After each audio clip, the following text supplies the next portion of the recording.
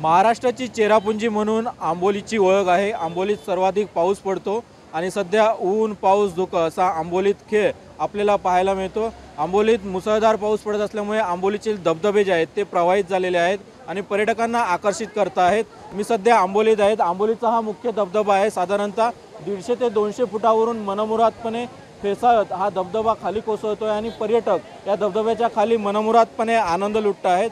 धबधब्याच्या मुळाशी पर्यटकांना जाऊ दिलं जात नाही, कारण वरून दगड कोसळत आहेत, त्यामुळे पोलीस बंदोबस्त मोठा आहे। आंबोलीत साधारणतः 53 ते 54 पोलीस आहेत आणि पर्यटकांना या ठिकाणी काळजी घेण्यासाठी आवाहन करत आहेत। माझ्यासोबत काही पर्यटक आहेत। सर, तुम्ही कुठून आलात आणि कशा पद्धतीने आंबोलीत पर्यटनाचा आनंद लुटता आहात? मी नमस्कार, कोल्हापूर इचलकरंजीहून आलो आहे आणि आंबोली हा एक पावसातल्या सगळ्याच पर्यटकांचा एक अट्रॅक्शन असतं आणि त्या पद्धतीचा हा धबधबा आहे। हे धुके आणि हे जे वातावरण आहे हे सहसा इतर ठिकाणी अशी मजा अनुभवता येत नाही। त्या पद्धतीनं आम्ही इथं हा धबधबा पाहिला। कावळेशेदचा हा दुसरा एक पॉईंट आहे, तोही खूप अत्यंत सुंदर आहे।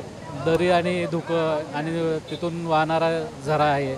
त्याच्यानंतर हिरण्यकेशी नदीचा उगम, तिथे एक महादेवाची पिंड आहे। एक बायोडायव्हर्सिटी असलेला तिथे एक छोटासा कुंड आहे, त्याच्यामध्ये वेगवेगळ्या प्रजातीच्या नवीन जातींच्या माशांचा शोध लागलेला आहे आणि तो एकदम निसर्गरम्य परिसर आहे। कंटिन्यूअस संततधार असते पावसाची आणि हे हिरवगार असं वातावरण आहे। खूप छान प्रकारचा इथं अनुभव येतो। आंबोलीत आल्हाददायक वातावरण आहे। या आल्हाददायक वातावरणाचा आनंद लुटण्यासाठी विविध ठिकाणावरून पर्यटक सध्या आंबोलीत दाखल झालेले आहेत। समुद्रसपाटीपासून साधारणतः 2775 फूट उंचीवर असलेले आंबोली घाट आणि या आंबोली घाटातील परिसर पर्यटकांना नेहमीच आकर्षित करतो। त्यामुळे देशभरातील पर्यटक सध्या आंबोलीत दाखल झालेले आहेत आणि आंबोलीत पर्यटनाचा आनंद लुटत आहेत। कॅमेरा पर्सन सुरेशसह सदाशिव लाड, एबीपी माझा, आंबोली, सिंधुदुर्ग। एबीपी माझा, उघडा डोळे बघा नीट।